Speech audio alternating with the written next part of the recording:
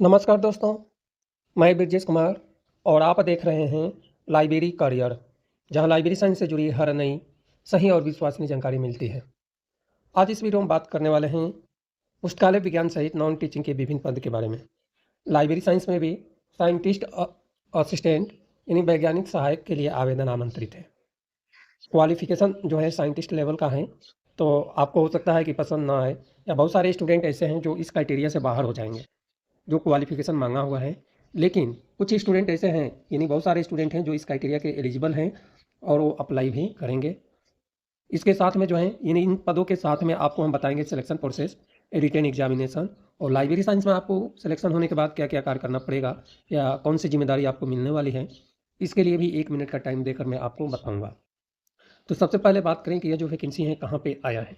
तो यह जो वैकेंसी है हैदराबाद, तेलंगाना में आवेदन आमंत्रित किया गया है और संस्था का नाम है भारतीय राष्ट्रीय महासागर सूचना सेवा केंद्र और इसके सब नाम जो है पृथ्वी विज्ञान मंत्रालय के अंतर्गत यह संस्था है और भारत सरकार के अधीन एक स्वतंत्र संस्था के रूप में यह संस्था कार्य कर रहा है। यह संस्था जो है हैदराबाद में है।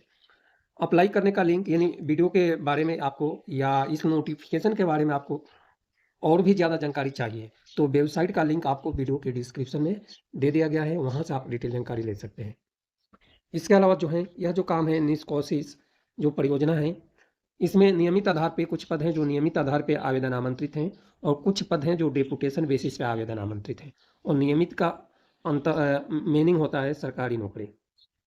तो आप अपनी सुविधा के अनुसार देख सकते हैं। हम इसमें बता देंगे कि कौन सा पद है जो नियमित बेसिस पे है और कौन सा पद है जो डेपुटेशन यानी प्रतिनियुक्ति के आधार पे है। तो इसके लिए जो है वैज्ञानिक सहायक का पद है और मैं लेकर चलता हूँ, यानी दोनों आपके ऑप्शन उपलब्ध हैं। यदि आप सीधी भर्ती के लिए एलिजिबल हैं तो आप सीधी भर्ती के लिए अप्लाई कर सकते हैं, यानी नियमित बेसिस पे अप्लाई कर सकते हैं। और यदि आप प्रतिनियुक्ति के आधार पर नौकरी लेना चाहते हैं और उसके लिए आप एलिजिबल हैं तो प्रतिनियुक्ति के आधार पे भी आप अप्लाई कर सकते हैं। तो ये दोनों ऑप्शन आपके पास हैं। आपको सेलेक्ट करना है कि आपके एलिजिबिलिटी क्राइटेरिया के हिसाब से कौन सा सूटेबल है। दूसरी बात कि इसके लिए कोई एक्सपीरियंस की रिक्वायर नहीं है। पहले मैं क्राइटेरिया से बाहर बता दिया था, इसका मतलब ये नहीं है कि फ्रेशर कैंडिडेट अप्लाई नहीं कर सकते हैं। यह वैकेंसी फ्रेशर कैंडिडेट के लिए ही है। तो पोस्ट कोड यहाँ पे दिया है, पोस्ट कोड संख्या 3, पद का नाम है वैज्ञानिक सहायक, नंबर ऑफ पद 1 है और जनरल कैटेगरी में है। यहाँ पे एसी, एसटी, ओबीसी कोई भी कैटेगरी का कैंडिडेट एलिजिबल है, अप्लाई कर सकता है, लेकिन जनरल कैटेगरी में ही अप्लाई करेगा। एज लिमिट जो है 28 साल रखा गया है। सैलरी जो है 35,400 से लेकर 1,12,400 रुपये और इसके साथ में अलग से भत्ता भी मिलेगा। सिलेक्शन प्रोसेस जो है रिटन एग्जामिनेशन के आधार पे होगा और जहाँ बात आती है रिटन एग्जामिनेशन, इसका मतलब कि यह वैकेंसी जो है रेगुलर बेसिस पे है, यानी सरकारी नौकरी पे है, गवर्नमेंट जॉब्स हैं। तो अभी हमें एक ध्यान आ गया कि एक लड़के का कमेंट भी आया था, वो भी लड़का लाइब्रेरी प्रोफेशनल से जुड़ा है, हो सकता है जानकारी नहीं हो। मेरे पास कमेंट आया था कि सर सरकारी में और गवर्नमेंट में क्या अंतर है। तो देखिए सरकारी और गवर्नमेंट में केवल लिखने का अंतर है कि इंग्लिश में आप गवर्नमेंट कहेंगे और हिंदी में सरकारी कहेंगे, बस इतना ही अंतर है। उस कमेंट के रिप्लाई मैं दे दिया था। अब क्वालिफिकेशन की बात करें तो देखिए जो क्वालिफिकेशन है जो है फर्स्ट डिवीजन क्वालिफिकेशन जो है आपके पास बीएससी डिग्री फर्स्ट डिवीजन होनी चाहिए या इसके समकक्ष है योग्यता के साथ में, यानी या तो बीएससी आपके पास हो फर्स्ट डिवीजन या इसी लेवल का योग्यता, यानी इसी लेवल का यदि आप किसी भी योग्यता को लगाते हैं और उसके बाद जो है और कोई बीएससी वाला कैंडिडेट मिल जाता है तो वहाँ पे आप थोड़ा सा आप पीछे हो जाएंगे और उसी का सिलेक्शन होगा जिसके पास बीएससी है। अब उसी का मतलब आपको गलत वे में नहीं लेना है, क्योंकि ये तो टोन है, अगर हम वीडियो बनाते हैं तो इसी लैंग्वेज का यूज करना पड़ता है, लेकिन आप सामान्य है आपके लिए, ऐसा कोई बहुत सारे स्टूडेंट को खराब भी लगता है, लेकिन ऐसा कुछ नहीं सोचना आपको। इसके साथ में ये आपके पास बीएससी हो और बीएससी के साथ में सूचना विज्ञान में लाइब्रेरी साइंस में आपके पास बिलीव हो तो आप एलिजिबल हैं। इसके लिए जो है कोई एक्सपीरियंस की रिक्वायर नहीं है और डिजायर क्वालिफिकेशन में जो है केंद्रीय या राज्य या किसी संस्था या वैज्ञानिक सरकारी उपक्रम मान्यता प्राप्त संस्था पुस्तकालय विज्ञान में अनुभव की बात है, ये डिजायर क्वालिफिकेशन है। लेकिन यहाँ पे फ्रेशर कैंडिडेट इजीली अप्लाई कर सकता है। मैंने आपको पहले ही बता दिया था कि आपको क्या क्या कार्य करना है, इसके लिए मैं 1 मिनट का टाइम लूँगा। तो 1 मिनट में आपको बता देता हूँ कि जो NICOIS जो संस्था है, इस संस्था से संबंधित जो भी पुस्तकालय हैं, उससे संबंधित गतिविधि जो होती है, गतिविधि हिंदी में है, यानी जो भी एक्टिविटीज़ होती है, उस एक्टिविटीज़ को प्रबंध करना आपका काम है। विद्यार्थियों के लिए जो है रिसोर्सेज़ प्रोवाइड करना और जो भी जो भी यहाँ का सर्विसेज है, उस से रिलेटेड जो भी आपके पास जो है ऑनलाइन, ऑफलाइन जो भी रिसोर्सेस है वो प्रोवाइड करना, कम्युनिकेशन करना रहेगा। इसके अलावा वैज्ञानिक संचार यानी कम्युनिकेशन, प्रिंट और इलेक्ट्रॉनिक, सोशल मीडिया से रिलेटेड बड़े-बड़े संस्थाओं में मेल के थ्रू भी कम्युनिकेशन होता है। जैसे बड़े-बड़े प्रोफ़ेसर हैं और डायरेक्टर हैं, तो क्या करते हैं कि मेल कर देते हैं, लाइब्रेरी का मेल होता है जनरल, जिस पे सारे सब जगह का मेल आता है। तो उस पे मेल कर देते हैं कि ये बुक उपलब्ध हो तो हमारे पास प्रोवाइड करें। इसकी पीडीएफ हमें रिक्वायर है। तो ऐसे सर्विसेज प्रोवाइड की जाती है लाइब्रेरी में।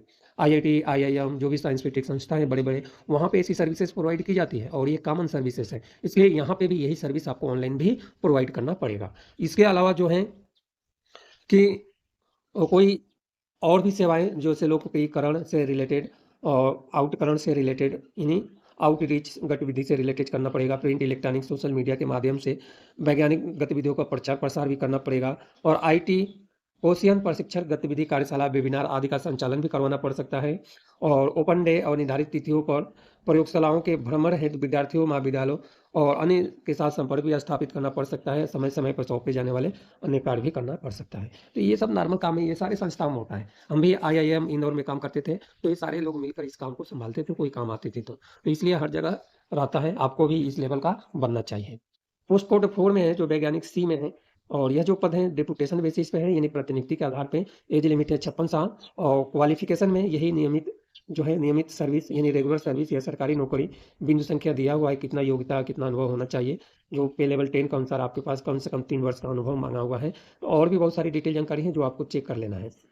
और इसके अलावा जो है चयन प्रक्रिया की बात करें तो पोस्ट कोड 1, 2 और 3 के लिए लिखित परीक्षा होगा और पोस्ट कोड 4 और 5 के लिए साक्षात्कार होगा।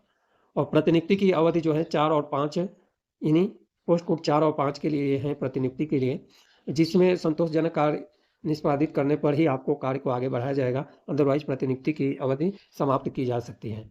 अब अप्लाई करने के लिए आपके पास अंतिम तिथि है जो है 26 मई 2026 शाम को 5 बजे तक है और प्रतिनियुक्ति के लिए आवेदन प्रिंट आउट जो प्रतिनियुक्ति पे है पद हैं उसके लिए जो है 18 मई रखा गया है फॉर्म फिल करके सेंड करने का। बाकी शर्तें जो हैं वो शर्तें तो हैं ही और एप्लीकेशन फॉर्म जो है ग्रुप सी का जो पद है जो डेपुटेशन बेसिस पे उसके लिए एड्रेस दिया है कि एप्लीकेशन फॉर्म सेंड करना है। इसके बाद कौन-कौन से ग्रुप सी में पद हैं, इसकी थोड़ी-सी डिटेल जानकारी मैं आपको बता देता हूँ और उसके बाद में आपको अदर जो डिटेल जानकारी है वो थोड़ा-सा बताऊँगा। वीडियो थोड़ा बड़ा होने की संभावना है। बड़ा का मतलब कि 10 मिनट का वीडियो हो सकता है। अब वैज्ञानिक सहायक के लिए पदों की संख्या 3 है और सीधी भर्ती के लिए एज लिमिट है 28 साल और प्रतिनियुक्ति के लिए है 56 साल। 2 पद हैं प्रतिनियुक्ति पे और 1 पद है सीधी भर्ती के लिए। सैलरी 35 वही लाइब्रेरियन वाली सैलरी है जो साइंटिस्ट का मिलता है। लिखित परीक्षा के आधार पे सैलरी मिलेगा और अनिवार्य योग्यता जो है किसी भी संस्था से गणित, भौतिक, कंप्यूटर विज्ञान, इलेक्ट्रॉनिक्स यानी और या बीएससी या कंप्यूटर इंजीनियरिंग या आईटी में 3 वर्ष का डिप्लोमा आप प्रथम श्रेणी में हैं तो आप एलिजिबल हैं, अप्लाई कर सकते हैं। क्या-क्या कार्य करना है वो आपको देखना है। पोस्ट कोड सेकंड के लिए भी एज लिमिट 28 साल है, सैलरी सबका एक ही बराबर है। इसके लिए क्वालिफिकेशन है किसी भी बोर्ड या संस्था से भौतिक या रसायन या गणित या कंप्यूटर विज्ञान या इलेक्ट्रॉनिक में प्रथम श्रेणी उत्तीर्ण होनी चाहिए यानी बीएससी। इस सारे उत्तीर्ण के साथ में बीएससी आपके पास होना चाहिए और ऊपर वाला जो पद था उसमें भी सारे क्वालिफिकेशन के साथ में बीएससी जरूरी था। तो पोस्ट कोड 3 मैं आपको बता ही दिया हूँ और पोस्ट कोड 4 भी हमें आपको बता दिए हैं कि इसमें क्या क्वालिफिकेशन है।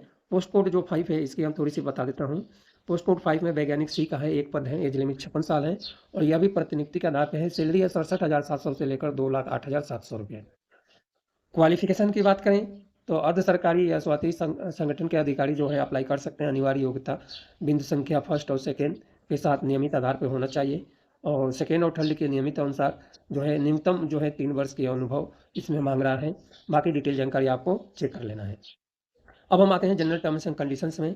तो ऑनलाइन अप्लाई करने का बता ही दिए। अप्लाई करने के लिए जो है आवेदन है, योग्यता है, अनुभव है और आय जो है सारे चीज़ की आपको स्कैन करके ऑनलाइन डॉक्यूमेंट लगाना पड़ेगा, तभी जाकर आप हॉट कॉपी भेजेंगे। ये काम आपको करना है और उसके बाद जो है यदि एज लिमिट में जो छूट एप्लीकेबल है वो उसका प्रमाण पत्र आपको देना पड़ेगा। एज लिमिट में छूट आपको मिल जाएगी। यदि जो है एज लिमिट में छूट के लिए अभ्यर्थियों को वैध और नवीनतम जाति प्रमाण पत्र अनिवार्य है और अनारक्षित पद के लिए अभ्यर्थियों के लिए कोई छूट नहीं मिलेगी। केंद्र सरकार में नियमित सेवा करने वाले व्यक्तियों के नियमित अधिकारियों को अधिकतम 5 वर्ष की आयु में छूट दी जा सकती है। भूतपूर्व सैनिक है तो भी आयु में छूट है और निर्धारित अनिवार्य योग्यता न्यूनतम है। यह भी जो क्वालिफिकेशन है न्यूनतम है। इन योग्यताओं का होना साक्षात्कार लिखित परीक्षा हेतु बुलाए जाने का अधिकार प्रदान नहीं करता। यदि आवेदनों की संख्या अधिक होती है तो चयन बोर्ड के नियम के लिए सभी अभ्यर्थियों का साक्षात्कार लिखित परीक्षा आयोजित करना संभव नहीं होगा। ऐसी स्थिति में जो है विज्ञापन में उल्लिखित वांछनीय योग्यता, शैक्षणिक उपलब्धियों या संबंधित अनुभव या समिति द्वारा निर्धारित अन्य मापदंडों के आधार पर अभ्यर्थियों की संख्या सीमित कर सकता है। तो यह है, आपके ज़्यादा फॉर्म गिरता है तो रिटन एग्जामिनेशन, कम फॉर्म गिरता है तो इंटरव्यू भी हो सकता है। इसी पे डिपेंड करता है। शॉर्टलिस्ट किए गए अभ्यर्थियों को इंटरव्यू होगा, जिसमें इंटरव्यू में उपस्थित होना पड़ेगा। इसके लिए बार-बार पूछा जाता है कि सर एग्ज़ाम कहाँ होगा? तो एग्ज़ाम के लिए जो एडमिट कार्ड में आएगा वहीं पे होगा, और जनरली होता कहाँ है, जहाँ पे वैकेंसी है ना वहीं पे एग्ज़ाम होती है। तो इसके लिए भी वहीं पे हो सकता है। इसके अलावा सभी पदों के लिए वेतन के अतिरिक्त नियमानुसार महंगाई भत्ता यानी किराया जो है ये चारे भत्ता मिलेगा, और एलसीटी बच्चों के शिक्षा सहायता मिलेगा, एनपीएस चिकित्सा सुविधा, एनपीएस मिलेगा, चिकित्सा सुविधा मिलेगा, अवकाश मिलेगी, सभी देय हैं। और किसी प्रकार का पक्ष समर्थक अथवा राजनीतिक या अन्य प्रभाव डालना अयोग्यता माना जाएगा। और भी बहुत सारे डिटेल जानकारी हैं, सारे हिंदी में हैं और हिंदी में आप इजीली पढ़ सकते हैं। अनावश्यक मुझे नहीं लगता कि वीडियो बड़ा करने से कोई फ़ायदा है। अब एग्जामिनेशन पैटर्न की बात करें तो लिखित परीक्षा जो होने वाली है वो 1 घंटे की होगी, और परीक्षा कुल 100 अंक की होगी, जिसमें 50 मल्टीपल चॉइस के प्रश्न, 2 अंक का प्रत्येक प्रश्न होगा। चयन का प्रारूप सामान्य ज्ञान, अभिरुचि, संख्यात्मक क्षमता और सामान्य अंग्रेजी से रिलेटेड 40 रहेगा, और अनिवार्य शैक्षणिक योग्यता से रिलेटेड जो भी विषय है उससे 60 प्रश्न आएंगे। माइनस मार्किंग जो है 0.25 रखा गया है, यानी 1/4 माइनस मार्किंग रखा गया है, 1 नंबर का चौथाई भाग। और 2 नंबर का प्रश्न है तो 2 नंबर का आप चौथाई भाग लगा सकते हैं कि कितना आएगा, तो 0.50 आएगा, उसी के हिसाब से नंबर होगा। पेपर जो है आपको इंग्लिश भाषा में लिया जाएगा, इस बात को भी आपको विशेष ध्यान रखना है। अंकों का मूल्यांकन और जांच जो है, जांच कोई प्रावधान नहीं होगा, पुनः जांच का कोई प्रावधान नहीं होगा। और भी बहुत सारी डिटेल जानकारी दिया है, जिसके लिए पार्ट ए पार्ट बी करके पेपर होगा, और हो सकता है कि हर पार्ट के लिए टाइम फिक्स कर दिया जाए कि इतना ही टाइम मिलेगा। ऑनलाइन अप्लाई करने के लिए आप अप्लाई कर सकते हैं। इसके लिए जो आवेदन करने की जो लिंक है मैं वीडियो की डिस्क्रिप्शन में दे दूंगा, जिससे कि आपको इधर उधर ना भटकना पड़े। और यहाँ पे जीमेल आईडी दिया है, किसी प्रकार की कोई समस्या या डाउट है तो यहाँ पे आप बात भी कर सकते हैं। ऑनलाइन आवेदन पत्र संबंधित विवरण भी वेबसाइट पे ही आपको मिलेगा। ऑनलाइन आवेदन करने से पूर्व वेबसाइट पर उपलब्ध विवरणों को ध्यानपूर्वक पढ़ना जरूरी होता है, यानी नोटिफिकेशन आपको ध्यान से पढ़ना है। कितने केबी में डॉक्यूमेंट चाहिए, ये डॉक्यूमेंट इतना केबी का आपको बना लेना है। और अदर जो डिटेल जानकारी है मोस्टली हमने कवर कर दिया है। बाकी जिसको हिंदी नहीं आती उसको इंग्लिश में भी नोटिफिकेशन दिया हुआ है, और जिसको इंग्लिश नहीं आती उसको हिंदी में भी नोटिफिकेशन दिया हुआ है। तो इसलिए इस नोटिफिकेशन को आप पढ़ सकते हैं। एक बार रिमाइंड कर दूं कि यह जो वैकेंसी है भारतीय राष्ट्रीय महासागर सूचना सेवा केंद्र में आवेदन आमंत्रित हैं, और यह सेवा केंद्र जो है हैदराबाद तेलंगाना में है।